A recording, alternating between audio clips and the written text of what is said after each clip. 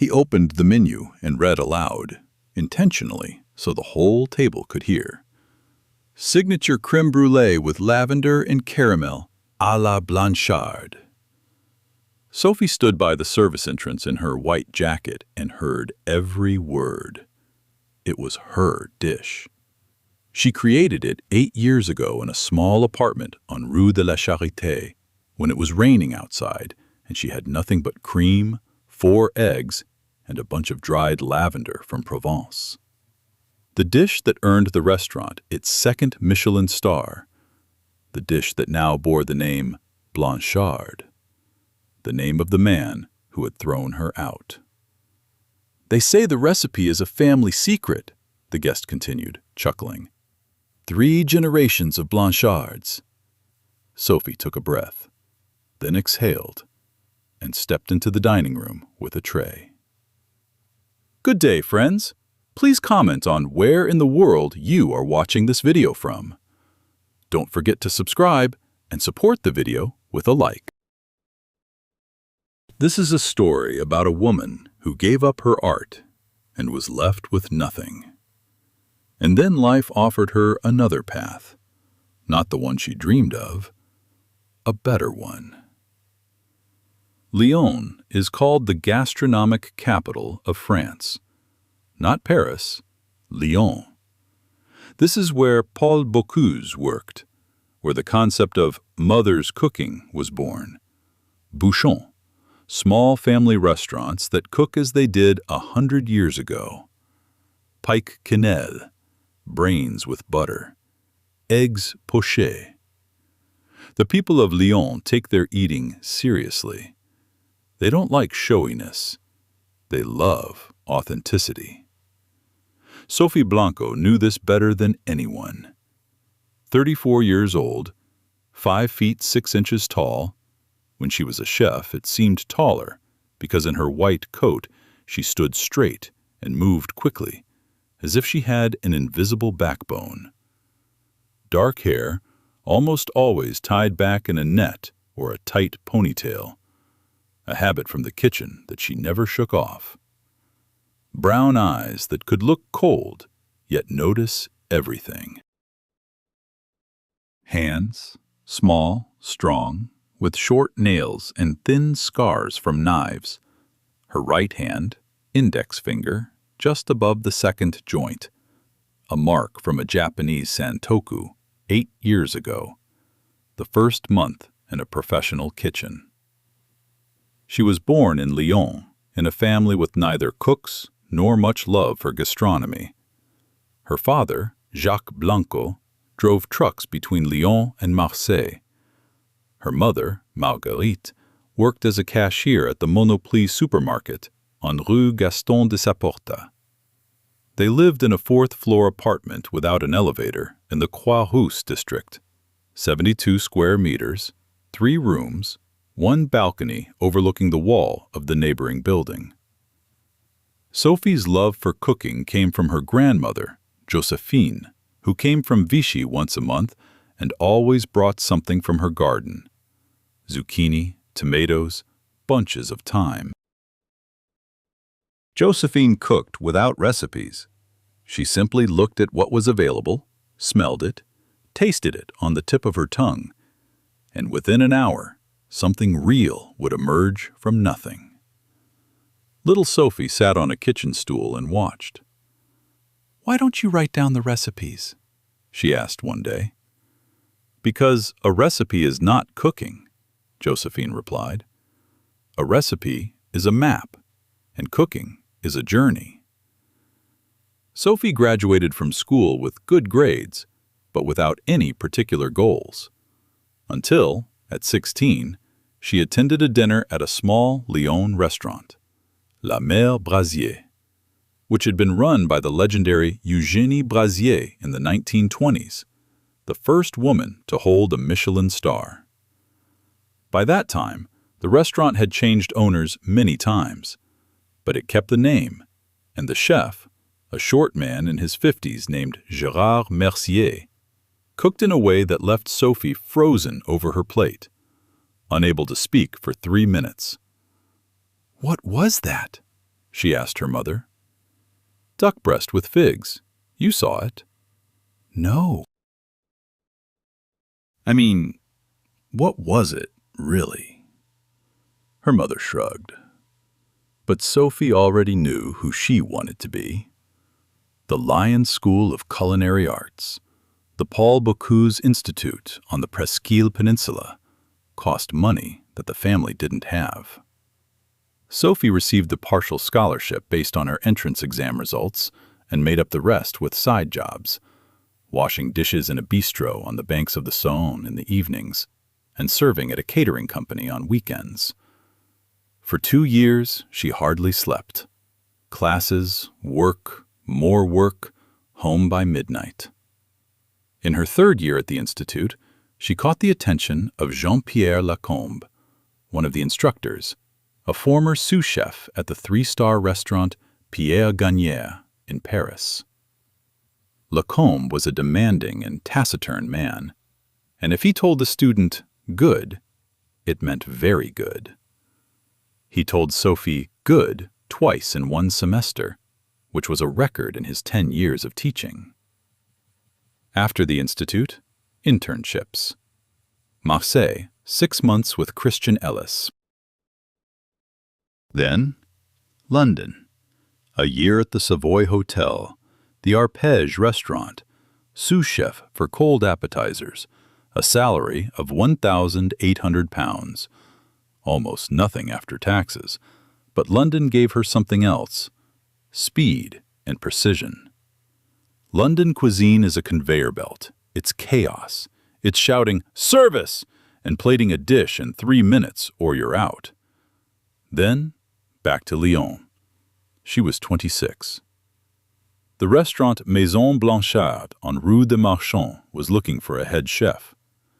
A small place with 40 seats, a pleasant interior, and moderate ambitions.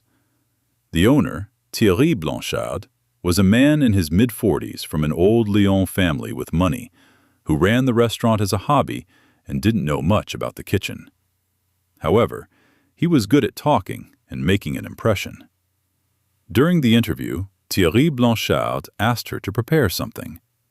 Sophie made 3 dishes: beef tartare with truffle oil and a poached egg, risotto with scallops and saffron, and finally, lavender crème brûlée. This was her experiment from the past few weeks. She added lavender infusion to the classic crème brûlée and topped it with caramel infused with a hint of bitter orange. Thierry ate in silence. Then he set down his spoon. "You're hired." The salary was €2,800. For a starting head chef without a name in Lyon, it was decent. Not great, but decent. Sophie got to work. In her first year, she completely overhauled the menu. She removed the pompous dishes and kept the honest ones.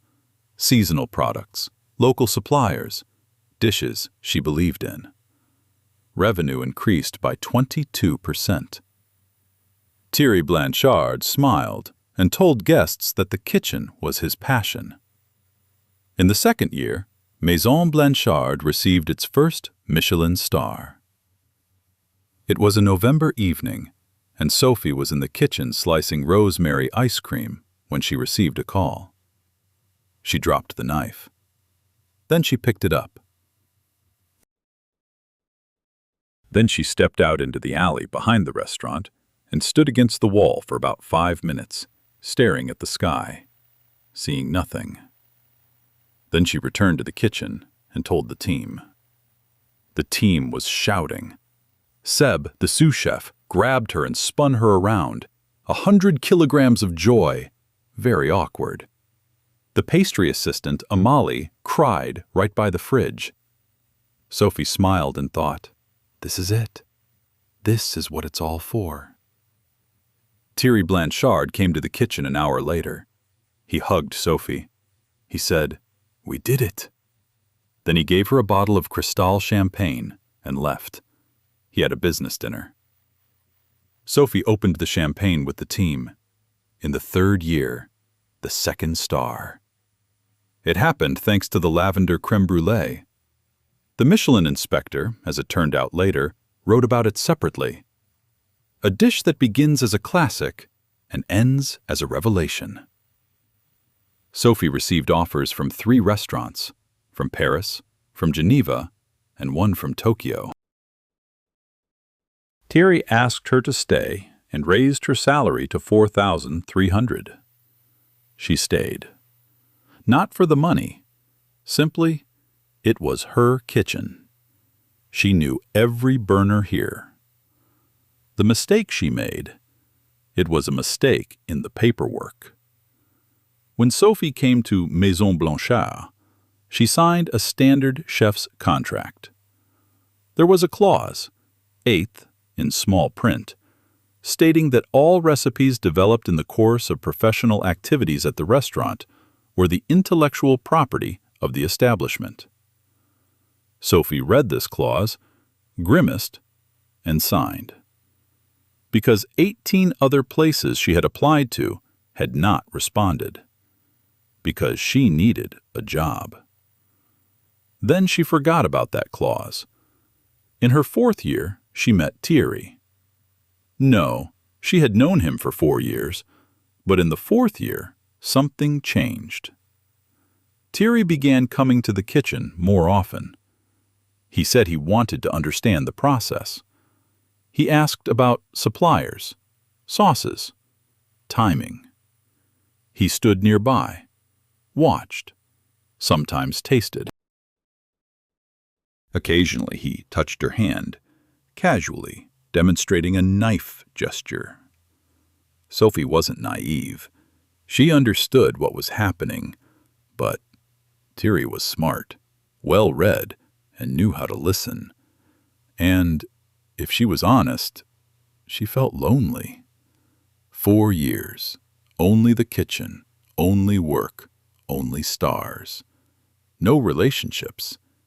One friend, Camille, with whom she had studied, but Camille lived in Bordeaux and came once a year. They started seeing each other, unofficially. Thierry said it was better not to mix. Sophie agreed. Secretly agreeing was not something she was good at, but she agreed. A year passed. In the 5th year, Thierry asked her to sign a new contract. Not an employment contract, a partnership one. "I want you to be a co-owner," he said. 25%. You deserve it. Sophie was touched. The contract was brought by Thierry's lawyer. He came, placed it on the table, and explained it in 3 sentences. Sophie asked for 2 days to read it. The lawyer said, "Of course." She read it. The contract was complex, spanning 27 pages. Among other things, it stated that all recipes mentioned in the menu or developed within the partnership would become the property of the legal entity Maison Blanchard, S-A-R-L. Sophie asked Thierry about this. "It's a standard legal formulation," he said, "so the restaurant can exist independently of specific people. If you leave, the restaurant shouldn't lose everything. It protects both of us." "And if I leave, what happens to my share?" "It gets bought out, at market value at the time of departure." "And the recipes?" "Sophie," he took her hand, "you're not going to leave. We're partners in everything." She signed. 8 months later, everything ended in one evening. It was February, a Sunday, a day off for the restaurant. Sophie came to the kitchen. She needed a sauce she had forgotten in the fridge, and saw an unfamiliar woman in Thierry's office. The door was slightly open. They were sitting together over some papers. The woman was saying something, and Thierry was nodding. Sophie knocked. She entered. "Ah, Sophie," Thierry said, without much surprise. "This is Nicole, my lawyer." We know each other, Sophie said. She brought the contract. Yes, we're discussing something. What exactly? A pause. Sit down, Thierry said. He explained briefly, as if removing a bandage in one swift motion. The restaurant is being restructured. He is buying out her share.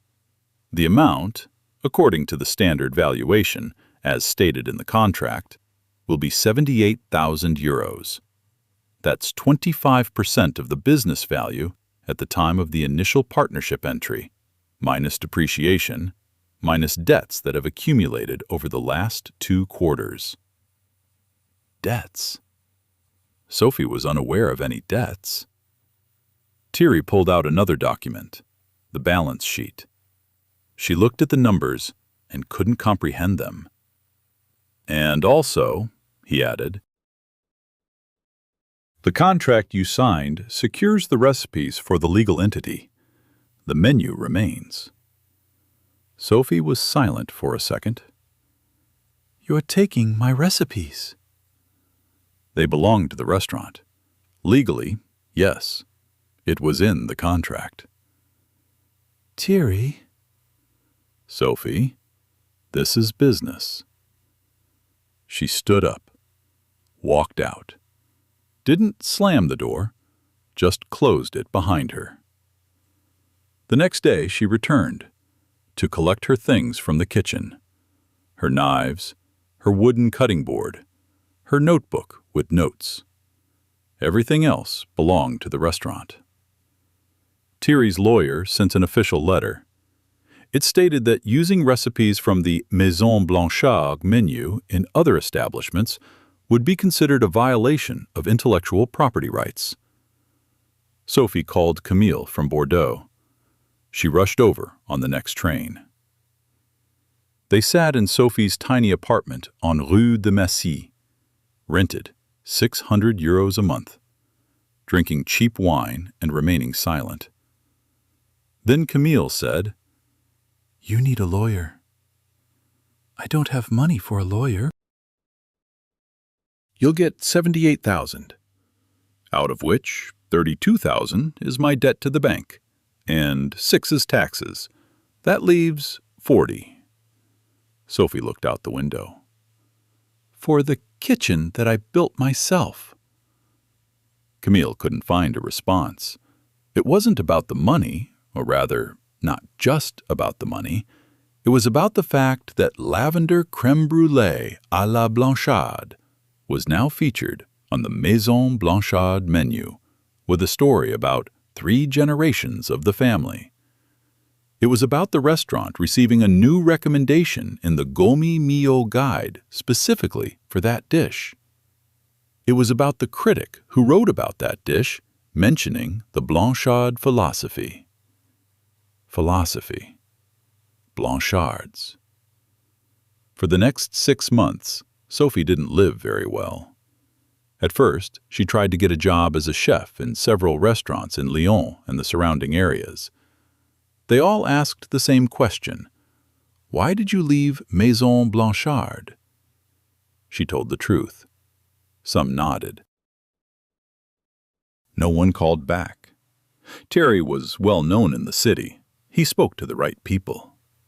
Then she found a job. The clinical hospital of Lyon, Hôpital Civil on Rue de l'Abbé Bointon, was looking for a head chef for the hospital cafeteria. The salary was 2,100 euros gross. The schedule was from 7 to 15, 5 days a week. The food was for 800 people a day, patients, staff, visitors. Sophie took the job. On her first day, she walked into the cafeteria and saw industrial stoves, huge pots, plastic trays, and a weekly menu printed in small font and approved by a dietitian 3 years ago. Potato soup, boiled chicken, pasta with tomato sauce. She put on an apron and started working. Next to her were 2 others, Marcel, 61 years old, who had worked at the hospital for 27 years, and Julie, 23 years old, who was also studying to be a nurse and was very tired. Marcel greeted Sophie with restrained neutrality. He had seen many new people come and go, and didn't waste energy on first impressions. Julie simply nodded and continued chopping carrots. On the second day, Marcel said to her, "Are you from a restaurant?" "Yes." "This isn't a restaurant. This is a factory." "I know." "Have you figured it out yet?" "No, I just agreed with you." Marcel looked at her. Then, for the first time, he smiled slightly. It was different, completely different. No stars, no critics, no Michelin inspectors. No dinners costing 120 euros per person. Here was Aunt Berta from room 4, who only ate soft food because she didn't want to take out her dentures in front of other patients. Here was orthopedic surgeon Vincent, who came in at 12:15 and always ordered the same thing, soup and bread, because he didn't have time to choose. Here were the children from pediatrics, who needed to be fed something they wouldn't turn away from.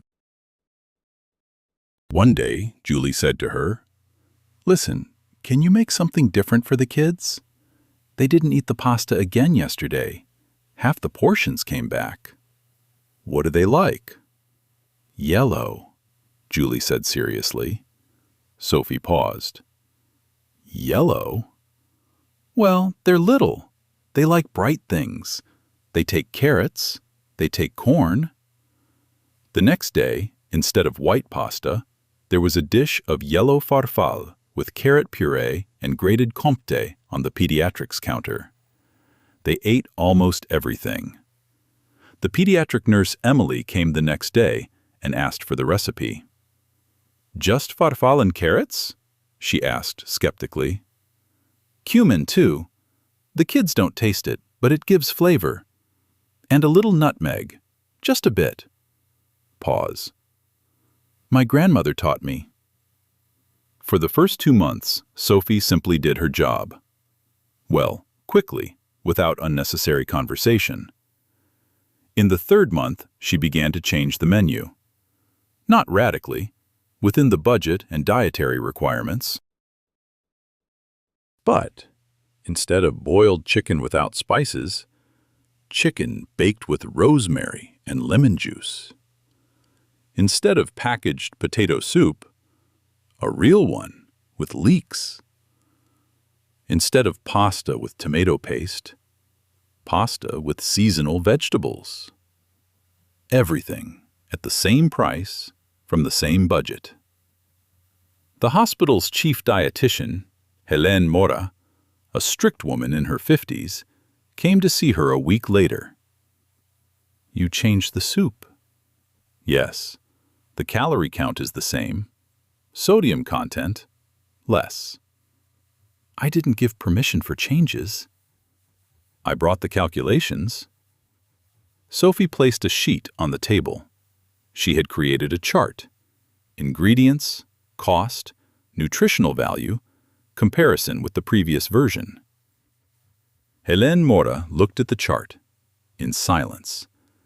Then she folded it and put it in her pocket. "Continue," she said, and left. After 3 months, complaints about the food decreased by 40%. Hélène didn't comment on it, but she no longer returned the calculation sheet. Marcel, the same skeptic from the first day, once approached her at the end of a shift and said, "Listen, that leek soup, it reminded me of something.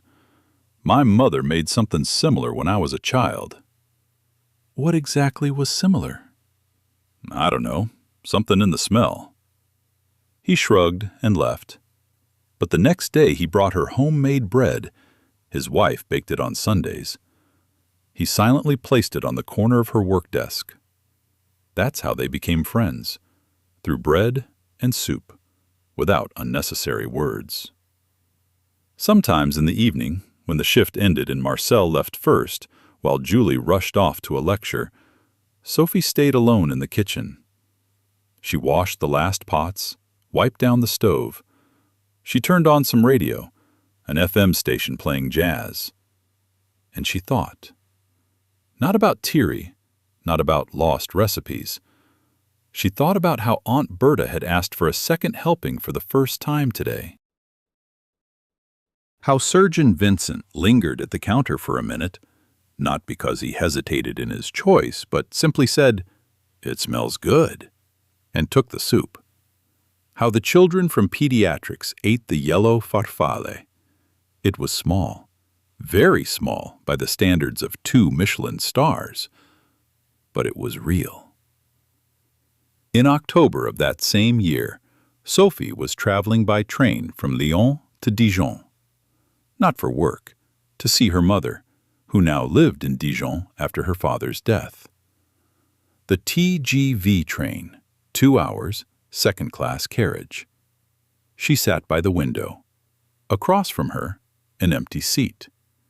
She took out a book, Elizabeth David, French Provincial Cooking, reading it for the 3rd time and finding something new each time. Outside, the vineyards flashed by. November, bare, with dark, gnarled vines resembling old hands. Then it stopped being empty. A man in his 50s, tall, wearing a nice coat, with a small leather briefcase. He sat down, nodded to her as if she were a stranger, took out some papers, and began to read. Sophie looked out the window. Somewhere between Mâcon and Châlons, the train suddenly braked. A technical stop. The man dropped his papers, the sheets scattered. He was thrown forward. Sophie leaned down before he could and picked up several sheets. "Merci," he said, taking them. There was a slight embarrassment in his voice, not from the fall, but from the fact that a stranger had managed to be quicker. "De rien," she replied. They fell silent. The train was still stopped. Outside, the November fields, gray sky, a lonely tractor in the distance. Then the man looked at her, not judgmentally, just attentively, the kind of gaze that notices details. "Excuse me for asking," he said. "Are you in the food industry?" "Why do you ask?" "The smell." He smiled slightly. "Thyme and something else. A bit of burnt sugar. Not perfume. It's a kitchen smell." Sophie looked at her hands. She had washed them before the train. But 8 years in the profession leave a scent that soap doesn't completely remove. "I'm a chef," she said. "Where?" "In the hospital cafeteria." A pause. The man nodded, not with superiority, just accepting the information. Not the way people usually reacted, with a hint of pity or an awkward, "Oh, it's okay." Just accepted. "And before that?" She didn't know why she answered. Maybe because the train was stopped and there was nowhere to go. Maybe because sometimes you tell strangers things you wouldn't say to acquaintances. "I used to be the head chef at a 2 Michelin star restaurant." The man didn't seem surprised. He simply asked, "What happened?" "I signed the wrong contract." "How long ago?" "A year and a half ago." He nodded again. Paused. The train was still stopped. "My name is Laurent Morel," he said. "I do restaurant consulting. For the last 20 years, I've been helping restaurants open and stay open." "Sophie Blanco." He took out a business card, simple, white, with just his name, phone number, and email. "If you ever want to talk about what to do next, call me." The train started moving. The vineyards drifted back. Sophie put the business card in her jacket pocket. She didn't think she would call. But she called 2 weeks later. That day in the hospital cafeteria, the belt on the industrial mixer broke. Marcel spent an hour and a half fixing it with wire. Julie dropped a tray with 28 portions of mashed potatoes, and Helen Mora came for an inspection and found a violation. The refrigerator temperature was half a degree above the norm. All of this was normal. It was just another day. In the evening, Sophie took out the business card and dialed the number. They met in Lyon, in a small café on Place Terreau, near the fountain.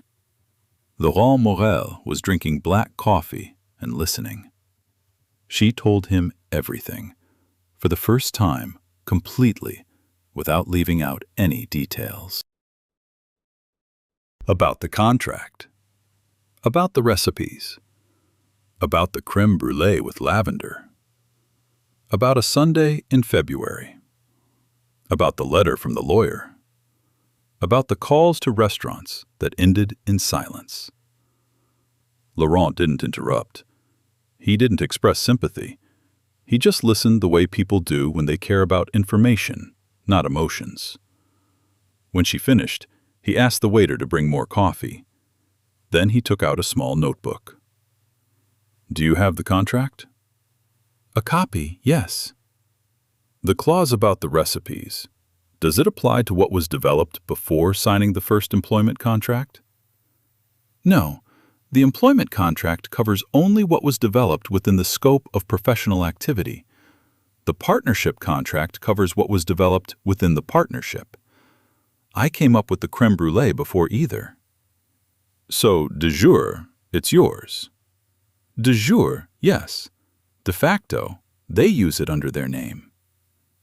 "That's a different question." He closed the notebook. "Then you have 3 options. The first, sue. Expensive, lengthy, and the outcome is unpredictable, especially with that contract. The second, work for someone else, in another city where Blanchard isn't known. The third, start your own. I don't have money for my own. How much do you have? After everything, 23,000 euros. Laurent nodded. He paused, looking into his cup. The Place Terreau outside was wet. Light rain, November. The fountain with the bronze horses was running. Water rose and fell back regardless of the weather. "Have you heard about the Marché Louis?" he asked. "In Croix-Rousse? Of course. I grew up in that neighborhood." "There's a small space available, a former cheese shop. It's been for rent for 8 months because it's small. 28 square meters, kitchen and counter, no dining area. Only takeout or delivery. The rent is 820 euros. That's a small business. That's a start." He looked at her directly. "Sophie, you don't need a restaurant. You need a kitchen. Those are different things." She was silent. "I know 3 investors who are putting money into small gastronomic businesses.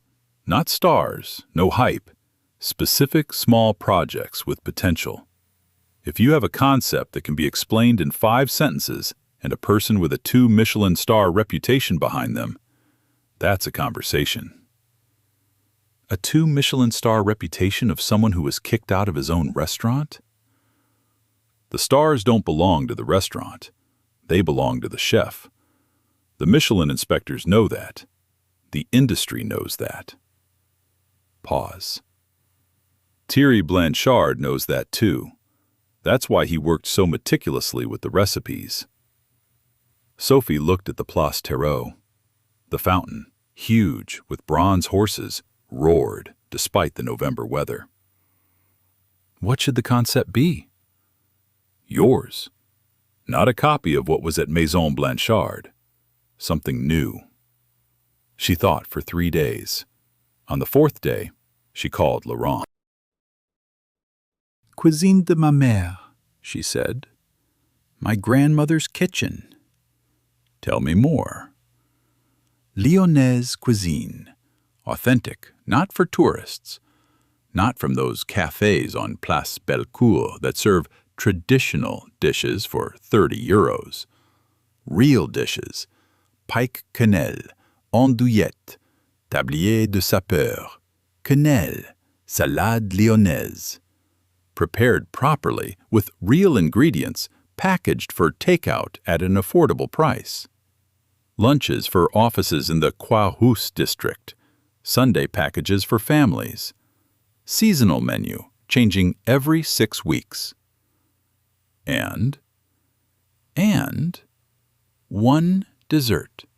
One. That I can make completely legally because I created it before I signed any contracts. I can prove it. There are photos. There's a date. Crème brûlée with lavender and bitter orange. But it will be listed on the menu under a different name. What name? Crème brûlée Joséphine. Laurent was silent for a few seconds. Then he said, Who is Joséphine? My grandmother. She came from Vichy once a month and brought lavender. Another pause. Good, said Laurent. Let's meet on Friday. I'll invite Henri. Henri Devereaux, the investor brought in by Laurent, was about 60, stocky, with the look of a man who enjoys good food and knows how to distinguish between quality cuisine and showy dishes. He arrived for the meeting without a suit, wearing a sweater and pants, and asked Sophie to prepare something. Right there, in the small test kitchen that Laurent had rented for an hour. Sophie made 3 dishes: pork tablets with lentils, quenelles with nantua sauce made from river crayfish, and, as a finale, Joséphine's crème brûlée. Henri ate slowly. Then he set down his spoon from the crème brûlée. How much do you need? 60,000, Sophie said. Based on a 25% share? No, based on repayment over 3 years with interest. No share. Henri looked at her. Why no share? Because I already sold a share, Sophie said. I won't do it again. Henri snorted. Then he nodded. Fine. Prepare a business plan. The opening of Cuisine de ma Mère took place in March, in a small space at the Marché Louis in the Croix-Rousse district, where, back in the 19th century, silk weavers would come for food during their lunch breaks. 28 square meters. A small sign with handwritten lettering. No pomp at the opening. Just, on Wednesday morning, Sophie came in, turned on the stoves, and opened the counter at 10:30. On the first day, she sold 43 portions in 3 hours. A week later, the line started forming 15 minutes before opening. A month later, a journalist from Le Progrès wrote to her. A small article on the cultural pages. Star chef returns to her roots. 3 months later, there was an article in Madame Figaro with a photograph. Sophie at her counter in a white apron with a ladle in hand against the backdrop of the Louis market. 6 months later, Henri received the first repayment. Sophie transferred it right on time. Terry Blanchard learned about her success. In a small town, news travels fast. Through a mutual acquaintance, she was told that he was happy for her. Sophie did not respond. Then something happened that she did not expect. In January of the following year, an unfamiliar voice called her. A man. He introduced himself. Jacques Colombier, Michelin inspector. He said they had visited her establishment 3 times over the past 2 months and that the results would be published in the April issue. Sophie hung up the phone. Then she picked it up again. Wait, she said.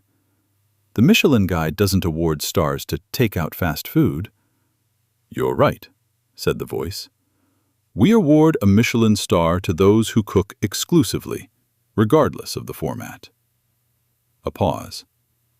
This year, we are expanding our criteria. The line went silent. The conversation ended. Sophie stood at the counter with the phone in her hand, looking at the pot of quenelles that was starting to boil.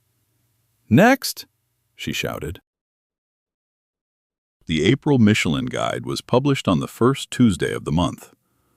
It was 5 in the morning Paris time. The release was always at 5 in the morning, so that journalists could write their articles for the morning news. At 5 in the morning, Laurent Morel called Sophie. She wasn't asleep. She couldn't be. She picked up immediately. Cuisine de ma mère, Lyon, he said. 1 star. She didn't respond. Sophie? I'm listening. Congratulations. Yes. She stared at the ceiling of her apartment on the Rue de Maché. Laurent, this is takeout. 28 square meters. It's a star.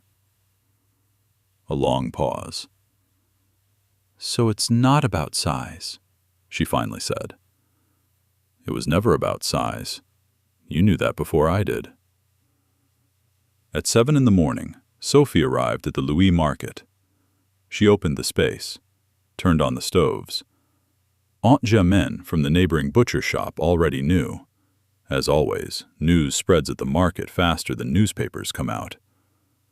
Congratulations, dear!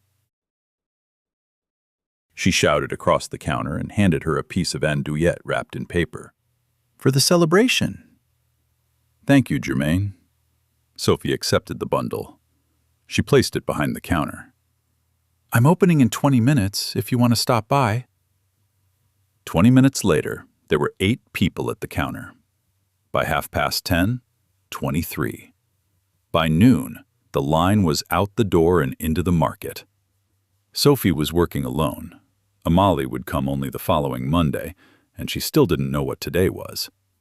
Marcel from the hospital cafeteria sent a message at lunch. Saw it online. Well done. Sophie replied with a smiley face. The first time in her life she had used a smiley in a business context. At Maison Blanchard, the crème brûlée à la Blanchard was removed from the menu 6 weeks after the publication of the Michelin Guide. Officially, change of concept. Unofficially, several journalists wrote about who really created the dish.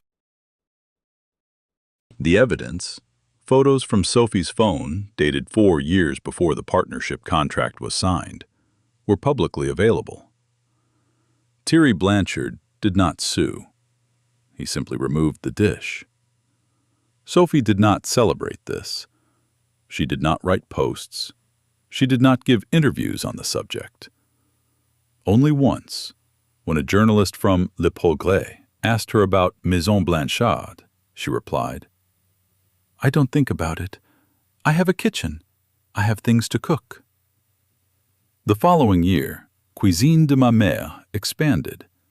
Sophie rented an adjacent space, added 8 seats inside, and a small terrace with 6 seats outside for the summer season. The menu remained the same, but with 3 new dishes. The staff consisted of 3 people, including Amalie, the very pastry assistant from Maison Blanchard, who left there a month after Sophie. The debt to Henri Devereux was paid off 8 months ahead of schedule. At the end of the 2nd year, Laurent Morel invited her to dinner. Not a business dinner, just dinner, at a small restaurant on the banks of the Rhône. They ate duck with figs and drank Burgundy. How are you? He asked. Good, Sophie said. Really? What's missing? She thought for a moment. Nothing. It's strange because before, there was always something missing. More customers, better reviews, The next star? She looked at her glass. But now, in the morning, I get up and go to the kitchen, and I enjoy going. Laurent nodded. That's not strange, he said. It's called finally working for yourself. On the 3rd anniversary of the opening, Sophie wrote a new item on the menu. At the bottom of the page, in small letters, all recipes in this menu are mine. They have always been mine. And below that, another line she added just because she wanted to. Josephine's crème brûlée, dedicated to my grandmother, who cooked without recipes and taught me that cooking is a journey. Psychologists and researchers in the field of labor relations note that cases of intellectual property appropriation in creative professions occur significantly more often than officially recorded. According to a study by the French Institute of Labor and Social Research, published in 2023, about 41% of workers in creative fields have encountered situations where their ideas, concepts, or developments were used by third parties without proper acknowledgement of authorship. Only 9% took legal action. The rest lacked resources or considered the situation hopeless. Psychologists highlight the paradox of recovery. People who lose their jobs due to injustice often end up building something that turns out to be more valuable and sustainable than what they lost, precisely because they are forced to start from scratch, and this time do everything on their own terms. Researchers refer to this as the clean slate effect. A loss that seemed destructive becomes the foundation. Dear friends, if this story touched you, share in the comments which moment resonated with you the most. Give a like if you enjoyed the story, and subscribe to the channel if you're not with us yet. Hit the bell so you don't miss new stories. Take care of yourself and those around you. See you soon.